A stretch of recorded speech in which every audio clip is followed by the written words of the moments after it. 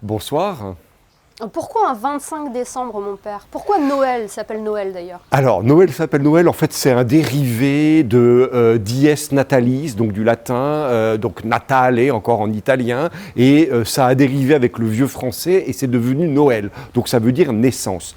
Et pourquoi cette date-là? C'est parce que avant, il y avait déjà, bien avant le christianisme, des fêtes, notamment à l'époque de l'Empire romain, qu'on appelait les Saturnales, et qui célébraient à peu près à ce moment-là, au moment du 25 décembre, le Sol Invictus, c'est-à-dire le soleil invaincu. C'est-à-dire, nous le savons, c'est la période à laquelle enfin les jours vont commencer à nouveau à progresser, mais petit à petit, quand le christianisme est devenu la religion majoritaire dans l'Antiquité romaine, dans l'Empire romain, eh ben, il y a eu cette idée de christianiser ces fêtes, de leur donner un sens chrétien, et comme nous attribuons au Christ aussi le fait d'être notre soleil, d'être notre Orient, celui qui nous apporte la lumière, alors très naturellement l'idée est venue de placer une fête pour célébrer la naissance de Jésus au moment même où on avait déjà l'habitude de célébrer le moment où le soleil se remet à grandir et à devenir plus important dans les journées. Et donc un 25 décembre. Qu'est-ce que cette fête représente pour les fidèles au-delà du moment de partage ?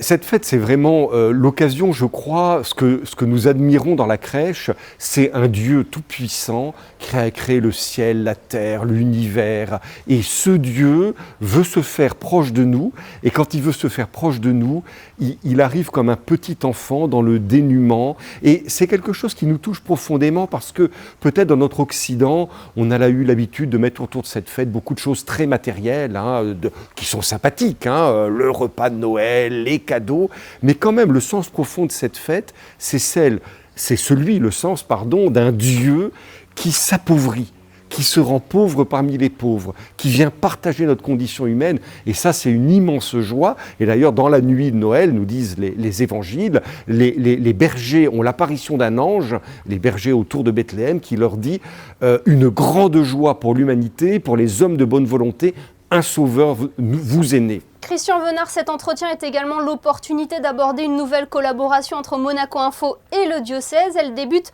ce samedi avec la diffusion sur notre antenne du film Marie de Nazareth. Exactement. Alors, on avait un peu commencé, vos téléspectateurs se sont rendus compte de cette collaboration avec désormais tous les dimanches la messe télévisée à partir d'une des paroisses du diocèse de Monaco.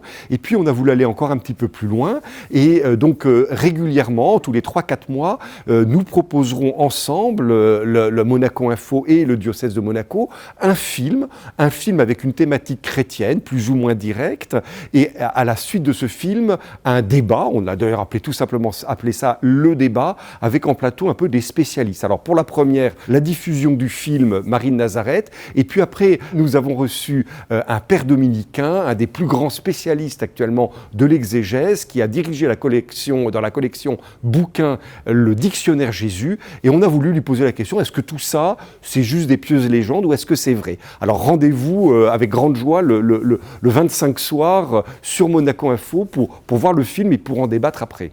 Et le rendez-vous est pris. Merci Christian Venard d'avoir été notre invité. Merci On précise à vous. Également aux téléspectateurs qu'ils peuvent retrouver les horaires des offices de Noël sur votre site internet, le diocèse de Monaco. Absolument, ainsi que sur les bornes du diocèse devant chaque église, sans aucun problème. Et j'en profite pour, au nom de tout le diocèse de Monaco, souhaiter à tous les habitants de la principauté un très saint et très joyeux Noël.